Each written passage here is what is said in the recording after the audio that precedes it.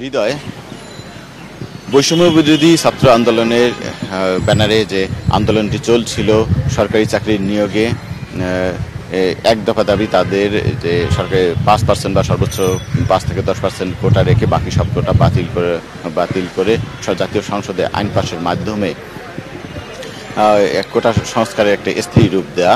কিন্তু এই দাবিতে যে শিক্ষার্থীরা আন্দোলন করছিল তাদের আন্দোলনের 15তম দিনে এসে কিন্তু সেই যে শিক্ষার্থীদের আন্দোলন সেটি সংঘর্ষের রূপ নেয় গতকাল এবং ঢাকা বিশ্ববিদ্যালয় এলাকার রণক্ষেত্রে পরিণত হয়। এর প্রেক্ষিতে যে বৈষম্য বিরোধী ছাত্র আন্দোলনের ব্যানারে কোটা সংস্কারের দাবিতে আন্দোলনরত শিক্ষার্থীরা তারা আজকে বিকেল 3টায় তাদের দেশের সব বিশ্ববিদ্যালয়ে বিক্ষোভ কর্মসূচি দিয়েছে এবং ছাত্রলীগ কিন্তু একই রাজু ভাস্কর্য এলাকায় তাদের যে শিক্ষার্থীদের উপর হামলার কথা বলে ছাত্রলীগও তাদের বিক্ষোভ সমাবেশ ডেকেছে। আরেকটা বিষয় জানিয়ে রেখেছে, ঢাকা বিশ্ববিদ্যালয় এলাকা এখন অনেকটাই শান্ত, তবে থমথমে পরিস্থিতি বিরাজ করছে।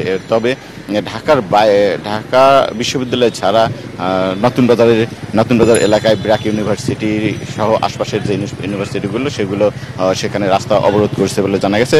একই সাথে মিরপুরে বিইউপি সেখানে মিরপুরে অবরোধ করেছে এবং উত্তরায়ও অবরোধের আমরা সংবাদ পেয়েছি এবং সাভারে এনাম মেডিকেল কলেজের সামনে শিক্ষার্থীরা রাস্তা অবরোধ করছে এবং তাদের যে এক দফা দাবি কোটা সংস্কার করতে হবে সে দাবিতে তারা অনড় রয়েছে। এর পাশাপাশি যে প্রধানমন্ত্রীর চীন সফর থেকে এসে সংবাদ সম্মেলনে করা এক বক্তব্যের জের ধরে যে উত্তেজনা তৈরি হয়েছে, সেই প্রধানমন্ত্রীর বক্তব্য প্রত্যাহার চেয়েছেন শিক্ষার্থীরা এবং এই গতকাল যে ঢাকা বিশ্ববিদ্যালয়ে এক রণক্ষেত্রে পরিণত হয়েছে এবং প্রায় 2 শতাধিকেরও বেশি শিক্ষার্থী আহত হয়েছেন, তাদের বিচার দাবি করেছে আন্দোলনরত শিক্ষার্থীরা।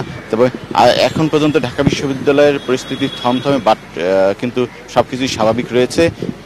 তবে পরিস্থিতি পরবর্তীতে যখন ছাত্রলীগ এবং কোটা আন্দোলনের শিক্ষার্থীরা যদি ঢাকা বিশ্ববিদ্যালয়ে আসলে পরিস্থিতি কীরকম হয় সেটা পরবর্তীতেই জানা যাবে। তবে এখন পর্যন্ত সবকিছুই স্বাভাবিক রয়েছে। হৃদয়।